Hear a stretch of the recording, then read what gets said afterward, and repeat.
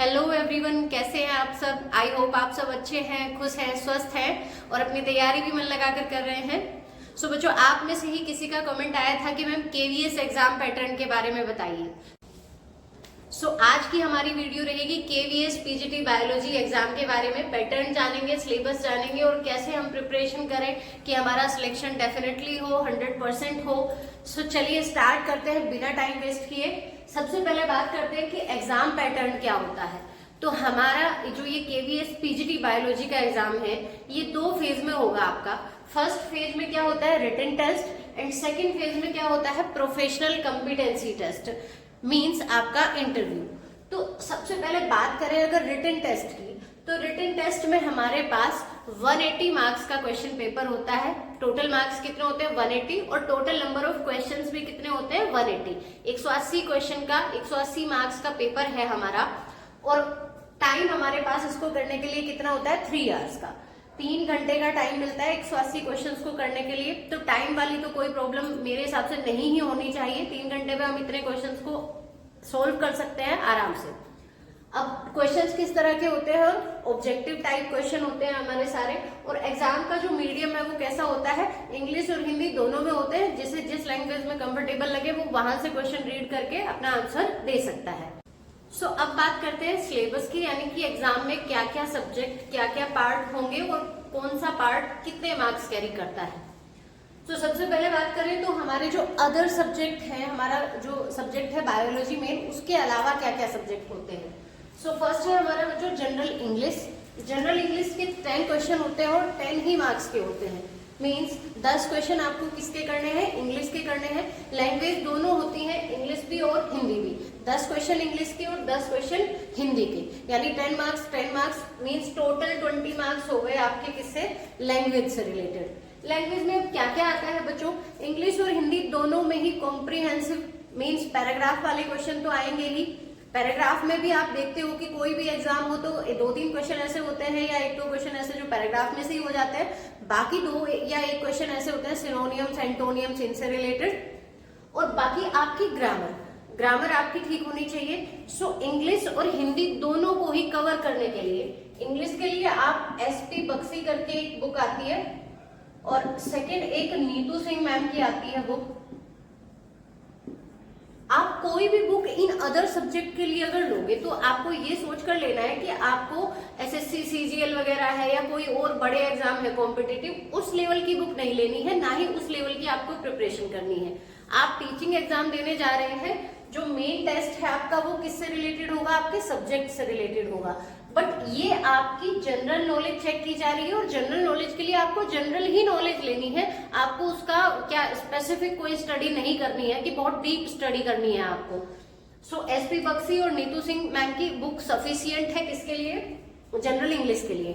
और मैं अगर अपने एक्सपीरियंस की बात करूं तो मैंने इंग्लिश के लिए जैसे सिनोनियम्स, एंटोनियम्स, ये ऐसी चीजें तो पढ़ी थी, बट जो ग्रामर वाला पोर्शन है मुझे इतना ज्यादा पढ़ने की जरूरत नहीं महसूस हुई। बिकॉज मैं क्या करती थी, मैं ट्यूशन कराती थी बच्चों को, तो ट्यूशन में सारे सब्जेक्ट भी कराते थे, छोटे बच्चों को भी कराते थे।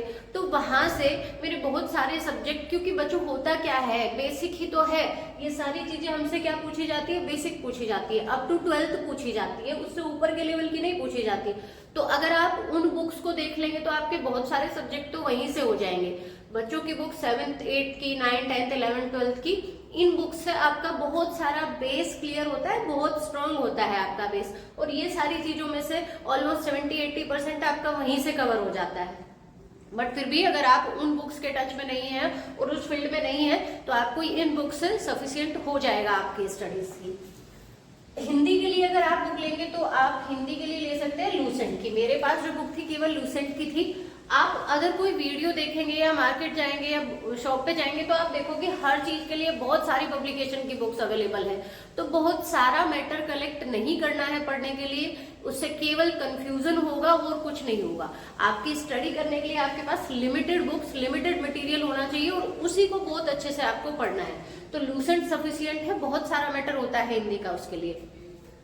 नेक्स्ट आती है बच्चों जनरल अवेयरनेस और करंट अफेयर। ये भी आपके 10 क्वेश्चन होंगे और 10 मार्क्स के। जनरल अवेयरनेस और करंट अफेयर, सबसे पहले जनरल अवेयरनेस की बात करें तो उसके लिए भी मैंने जो बुक ली थी वो लूसेंट की एक जीएस की बुक आती है नॉर्मल सी, उसमें सब कुछ ब्रीफ है, आपकी हिस्ट्री, ज्योग्राफी, पॉलिटी और साइंस वगैरह सबका ब्रीफ में करके बहुत अच्छी बुक है लूसेंट की, तो वहां से आप जीएस देख सकते हैं। और एक और यही की नेक्स्ट चीज आती है आपकी करंट अफेयर। करंट अफेयर के लिए मैं कहूंगी कि आप कोई चैनल देख लीजिए जहां पर आपको करंट अफेयर कराई जाती है, आप अपने दिन का आधा घंटा या उससे कुछ थोड़ा ज्यादा उतना दीजिए डेली करंट अफेयर के लिए। आप किसी वीडियो से या फिर किसी और या किसी बुक से भी आप प्रिपेयर कर सकते हैं, जैसे 6 मंथ की आती है कोई करंट अफेयर वाली बुक, तो वहां से भी आप अपनी करंट अफेयर के नोट्स बनाइए या जैसे आपको अपने लिए कन्वीनियंट लगे नोट्स बनाइए या फिर ऐसे ही बुक के थ्रू पढ़िए, तो आपको करंट अफेयर को भी टाइम देना है। अब इसके बाद आता है रीजनिंग एबिलिटी। रीजनिंग एबिलिटी के लिए आप क्या लोगे बच्चों, एक अरिहंत की बुक थी मेरे पास, वैसे आप किसी और पब्लिकेशन की बुक भी ले सकते हो। मतलब हमारा क्या है, हमें इन सारे सब्जेक्ट की मैंने कहा जनरल स्टडी करनी है, कोई स्पेशलाइजेशन नहीं लेना है इसमें।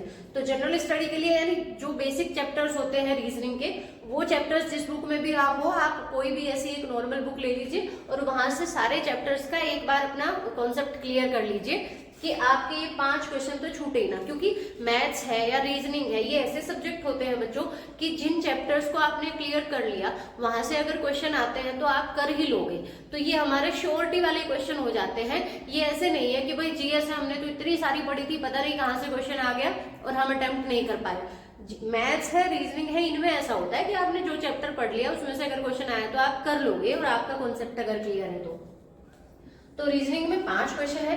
फिर कंप्यूटर लिटरेसी, इसके बाद कंप्यूटर लिटरेसी के भी 5 क्वेश्चन होते हैं बच्चों 5 मार्क्स के। यहाँ इसके लिए कोई पर्टिकुलर बुक मैंने नहीं पढ़ी थी, मैंने एक बेसिक कोर्स किया हुआ था कंप्यूटर का, तो कंप्यूटर की मैंने सोचा था जितने 1 या 2 क्वेश्चन मेरे से बनेंगे मैं उतने करूंगी। अब 5 क्वेश्चन के लिए या 5 मार्क्स के लिए वैसे तो 1-1 मार्क्स वैल्यू रखता है बच्चों, बट फिर भी वो सारे पोर्शन को देखते हुए इसका हमारा पोर्शन जो है वो बहुत कम है, तो उसके लिए कोई मोटी बुक उठाऊं और उसको पढ़ूं और उसमें बहुत सारा टाइम दूं तो वो टाइम वेस्टेज होगा। तो उसी से बेसिक कोर्स की हेल्प से ही मैंने किया हुआ था, तो थोड़ी थोड़ी नॉलेज थी, मेरे 2-3 क्वेश्चन हो गए थे, मैंने उसके लिए कोई पर्टिकुलर बुक नहीं पढ़ी थी। और या फिर जीके की ही जो बुक होती है उसमें भी थोड़ा सा कंप्यूटर वाला पोर्शन होता है, जैसे लूसेंट वाला है या किसी और बुक में भी कंप्यूटर वाले उसी पोर्शन को देख लीजिए, बेसिक क्वेश्चन पूछे जाएंगे आपसे यहाँ से भी। नेक्स्ट आता है बच्चों perspective on education and leadership. Means आपकी ये समझ लीजिए चाइल्ड पेडागोजी, यहाँ से आपके कितने क्वेश्चन आते हैं, 40 क्वेश्चन आते हैं 40 मार्क्स के, यानी कि ये एक बहुत बड़ा पोर्शन है। अब बात आती है इसके लिए हम कौन सी बुक से पढ़े, क्या पढ़े। तो अगर आप टेट की प्रिपरेशन कर रहे हैं, यूपी टेट या सी टेट या जो भी टेट आप पढ़ रहे हैं, उसके लिए जो साइकोलॉजी या फिर जो पेडागोजी आप पढ़ रहे हो वही सफिशियंट है। मैंने उसी को पढ़ा था, कोई पर्टिकुलर बुक केवीएस से रिलेटेड चाइल्ड पेडागोजी की या साइकोलॉजी की मैंने नहीं ली थी। तो जो भी मटेरियल होता है सब में मेन टॉपिक्स या जो पोर्शन होता है सब में सेम होता है, बस थोड़ा सा डिफरेंस होता है कि डिफरेंस ये होता है कि क्वेश्चंस का लेवल अलग होता है। जैसे आप ये देखते हो सीटेट में क्वेश्चंस का पैटर्न या लेवल अलग तरह का होता है, जो स्टेट वाले टेट होते हैं उनमें कुछ अलग तरह के क्वेश्चंस आते हैं। इस वाले पोर्शन में कुछ क्वेश्चन तो आपको प्रिंसिपल्स या पढ़े हुए मटेरियल से कि भाई हमने इतना ये वाला टॉपिक पढ़ा हुआ है तो हम इसका आंसर कर पाएंगे, अदरवाइज नहीं कर पाएंगे। बाकी कुछ क्वेश्चंस इसमें ऐसे होते हैं जो आपके जनरल एप्टीट्यूड का टेस्ट करने के लिए होते हैं। मीन्स आप किस सिचुएशन में क्या डिसीजन लोगे या क्या एक्ट करोगे, तो जनरल एप्टीट्यूड को टेस्ट करने के लिए जिसमें आपका जनरल इंटेलिजेंस और जनरल आईक्यू ही के बेसिस पर ही आप उनके आंसर कर सकते हो, वो किसी बुक से आपको स्टडी करने की जरूरत नहीं है। नेक्स्ट है जो हमारा सब्जेक्ट मीन्स हमारी बायोलॉजी, तो यहाँ से 100 क्वेश्चन आपके होंगे और 100 मार्क्स के। सो इस तरह टोटल 180 क्वेश्चन है। अब अपने सब्जेक्ट की बात करें तो मैं प्रीवियस वीडियोस में भी जो भी मैंने स्ट्रेटेजी से रिलेटेड वीडियोस बनाई है उन सब में मैंने ये बताया हुआ है कि भाई एनसीईआरटी 11th और 12th की एनसीईआरटी, अगर आप ऑफिशियल साइट पर जाकर सिलेबस चेक करोगे तो सिलेबस में आप पाओगे कि जितनी चैप्टर्स हमारे एनसीईआरटी में 11th और 12th में है, जो भी यूनिट्स हैं उन्हीं यूनिट्स को एज सच केवीएस के सिलेबस में रखा गया है। मीन्स अब आप कहोगे कि मैम 11th 12th की एनसीईआरटी कर ले सफिशिएंट है, तो ये भी आंसर पूरा हमारा सही नहीं होगा। बिकॉज एनसीईआरटी में क्या है, मटेरियल को बहुत कंसाइज करके दिया गया है, बहुत उसको शॉर्ट करके दिया गया है, वो बच्चों के लिए है, वो स्टूडेंट्स के लिए है। आपको पढ़ाना है बच्चों को, तो आपको उसी टॉपिक की, उन्हीं चीजों की डीप नॉलेज होनी चाहिए। सो टॉपिक्स और चैप्टर्स तो वही कवर करने हैं जो सिलेबस में है, बट उन्हीं को आपको डीपली स्टडी करना है। मींस जो भी टॉपिक उसके अंदर है उसको आप एनसीईआरटी से तो पहले पढ़िए ही, लेकिन अदर टेक्स्ट बुक से, प्लस अगर आपके पास कहीं नीट की जो प्रिपरेशन कराते हैं उसके जो नोट्स होते हैं, क्योंकि वो और थोड़ा डिटेल में उनके पास मिलेगा। जैसे कोई प्रोसेस है, कोई भी जैसे एक्सक्रेशन वाली यूनिट है, 11th की चैप्टर है, वहां से कोई प्रोसेस पढ़ रहे हैं हम, तो वो जो एनसीईआरटी में उसी का थोड़ा डिटेल में रहता है वहां पर, सो दैट टॉपिक का जो है कॉन्सेप्ट और अच्छे से क्लियर हो जाए, तो वो मिल जाए आपको, वो भी कर लेने हैं। और सब्जेक्ट के लिए बच्चों एनसीईआरटी तो हमें कवर करनी ही है, बट एनसीईआरटी के अलावा टेक्स्ट बुक भी देखनी है। उन्हीं टॉपिक्स और उन्हीं चैप्टर को कीजिए जो आपके सिलेबस में है, और सिलेबस में जो 11th और 12th की एनसीईआरटी है वही यूनिट्स हैं, उनमें से भी मे बी 1-2 नहीं होगी उस सिलेबस में जो केवीएस की ऑफिशियल वेबसाइट पर है। सो वहां से उन यूनिट्स को, उन टॉपिक्स को उठाइए और अपने कॉन्सेप्ट क्लियर कीजिए। आपके पास जो भी सिलेबस में टॉपिक्स हैं, चैप्टर्स हैं, उन सब का अगर कुछ ऐसा है कि उसको आपको सिर्फ रीड करना है और सेल्फ स्टडी से आपका काम हो रहा है, तो सेल्फ स्टडी कीजिए अच्छे से, कई बार रिवाइज कीजिए उसको। और कुछ ऐसे टॉपिक्स भी होते हैं जो हमें सेल्फ स्टडी से कवर नहीं हो पाते, कि भाई हमारा वो कॉन्सेप्ट क्लियर नहीं है या हमें वो टॉपिक का क्लियर अंडरस्टैंडिंग नहीं है, तो आप वीडियोस के थ्रू, यूट्यूब है या अदर कोई प्लेटफॉर्म है, वहां से आप वीडियोस को देखिए और उन टॉपिक्स को कवर कीजिए और फिर रिवाइज कीजिए सेल्फ स्टडी से। सो टेक्स्ट बुक आप अगर लेंगे तो जूलॉजी की मेरे पास जो थी वो रमेश गुप्ता, और बॉटनी की थी मेरे पास एमपी कौशिक। ये चाहे आप कोई और बुक भी ले लीजिए, बट पढ़ना किस तरह से है वो आपने देखा कि भाई हमें वही टॉपिक्स, वही चैप्टर्स स्टडी करने हैं। पढ़ना एनसीईआरटी वाला ही है, बट एनसीईआरटी में वो कंसाइज में होता है थोड़ा, तो उसको आपको डिटेल में पढ़ना है, अपने कॉन्सेप्ट को क्लियर करना है, अंडरस्टैंडिंग अपनी अच्छी बनानी है। उसके अलावा आपको अगर प्रैक्टिस की बात करें तो प्रैक्टिस के लिए आप नीट के जो प्रैक्टिस पेपर होते हैं, अगर कहीं से वो आपको मिल जाते हैं वो कीजिए। अदरवाइज बाकी बुक्स वगैरह के बारे में मैंने पहले और वीडियोस में भी डिस्कस किया है कि पीवाईक्यू के लिए आप यूथ कंपटीशन की या प्रीवियस ईयर क्वेश्चन पेपर लगाइए। प्रैक्टिस बहुत इंपॉर्टेंट फैक्टर होता है किसी भी प्रिपरेशन में, तो आप time to time mock test देते रहिए और प्रैक्टिस करते रहिए क्वेश्चन आंसर्स की। सब्जेक्ट के बाद अब अगली चीज आती है बच्चों, रिटन टेस्ट के बाद हमारी professional competency test. Professional competency test का मीनिंग हमारा, यानी हमारा इंटरव्यू। इंटरव्यू में आपके क्या क्या है, इंटरव्यू 60 मार्क्स में है। इंटरव्यू जो है वो हमारा 60 मार्क्स में है। 180 मार्क्स में हमारा क्या था, रिटन, 180 रिटन, और इंटरव्यू हमारा 60 मार्क्स में। और इस 60 में भी अब डिवीजन कर दिया। एक्चुअली जब मैंने एग्जाम दिया था उस टाइम पर क्या था, ये डिवीजन नहीं था, बट लास्ट जो 2022 वाली वैकेंसी थी उससे ये कर दिया है कि 30 मार्क्स में हमारा क्या है, डेमो टीचिंग है, और 30 मार्क्स में हमारा क्या है, इंटरव्यू है। मीन्स आपका जनरल जो पर्सनैलिटी टेस्ट है वो 30 मार्क्स में होगा, और आपकी डेमो पूरे हाफ में है, यानी आपकी डेमो टीचिंग। आपको कोई पर्टिकुलर टॉपिक देंगे, जैसे प्लाज्मिड जो होता है हमारा 12th में है एनसीईआरटी में, आपने देखा होगा, तो प्लाज्मिड 3 पीबीआर 322 एक वेक्टर है, उसके बारे में एक्सप्लेन करने के लिए मुझे बोला गया था कि आपको एक्सप्लेन करना है पीबीआर 322। तो ऐसी ही डेमो टीचिंग के लिए आपको कोई भी टॉपिक वो दे सकते हैं और उसको आपको एक्सप्लेन करना है बोर्ड पर।